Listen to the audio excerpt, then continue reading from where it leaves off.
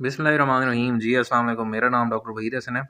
आज के इस वीडियो सेशन में आपको बताना है कि आप जुलाई के महीने में कौन सी वैक्सीन कर सकते हैं। भेड़ बकरियों में, गाय भैंसों में कौन सी वैक्सीन कर सकते हैं और वो आपने किस तरह लगानी है, जिल में लगानी है या गोश्त में लगानी है या किस तरह लगानी है और कौन सा उसका ब्रांड है, कौन सा नाम है। तो वीडियो शुरू करते हैं। सबसे पहले मैं आपको रिकमेंड ये करूँगा कि जिन भाइयों ने जून वाले महीने की जो है वो वैक्सीन नहीं की हुई, तो वो जून वाले महीने की जो है वो वैक्सीन की वीडियो जो है उसका लिंक मैं डिस्क्रिप्शन में दे देता हूँ, तो वहाँ से आप देख सकते हैं। तो इसके बाद जो है वो जुलाई के महीने की बात करते हैं। तो जुलाई के महीने में जब हम भेड़ बकरियों की बात करें, तो भेड़ बकरियों में जो है वो मेन बीमारी जो है एंटीरोटॉक्सीमिया, उसकी वैक्सीन का टाइम होता है, तो वो आप कर लें। अगर आपने पिछले 4 महीने से वैक्सीन नहीं की हुई एंटीरोटॉक्सिमिया की, तो वो आप लाज़मी कर लें।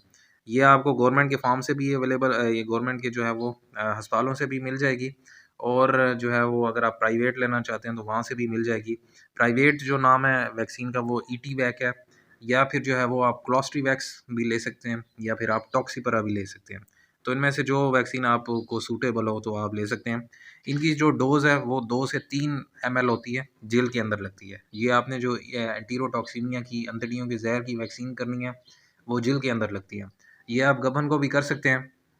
उसके बाद बात करते हैं कि आपने बड़े जानवरों में, गाय और भैंसों में कौन-सी वैक्सीन करनी है।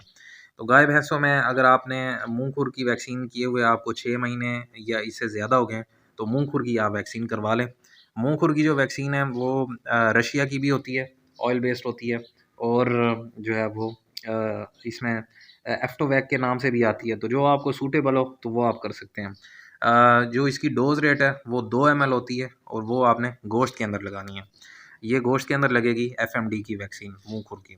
और अगर आपने जो है वो गलघोटू की वैक्सीन नहीं की पिछले महीने जून में, तो फिर जो है आप गलघोटू की भी वैक्सीन 15 दिन के वक़्फ़े से लाज़मी कर लें, क्योंकि जब ये बारिशों का मौसम आता है तो उसमें जो है वो गलघोटू का जो मर्ज़ है वो भी जानवरों में आ सकता है और ये बड़ा मौलिक मर्ज़ है।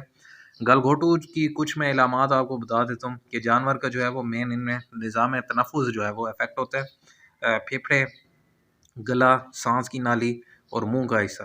तो शदीद जानवर को बुखार होता है, खाना-पीना वैसे उसने कम कर दिया होता है और नाक से, मुँह से बलगम वग़ैरह आ रही होती है और गला सूज जाता है। गला सूजने की वजह से जो है वो जानवर खा-पीना, उसका जो खाना-पीना है वो मज़ीद कम हो जाता है और हत्ता कि जो है वो साँस लेने में भी रुकावट होती है और अक्सर जानवर जो है वो साँस ना मिलने की वजह से जो है वो बहुत जल्दी उनकी डेथ हो जाती है। तो इसका जो है वो लाज़मी अगर आप पहले वैक्सीन कर लेंगे तो उससे जो है वो आपके जानवर की प्रोटेक्शन हो जाएगी। जो गलघोटू की वैक्सीन है वो गवर्नमेंट के जो है वो अस्पतालों से भी अवेलेबल है, तो वो भी आप कर सकते हैं। ये इसकी जो डोज़ है वो 2 एमएल लगेगी और गोश्त के अंदर लगेगी और इसकी जो वैलिडिटी होती है वो तकरीबन 1 साल होती है, मतलब 1 साल के लिए इसका असर रहता है। तो ये वैक्सीनें थी जुलाई के महीने की। अगर आपने जो इनमें से नहीं की हुई तो वो लाज़मी आप करवा लें।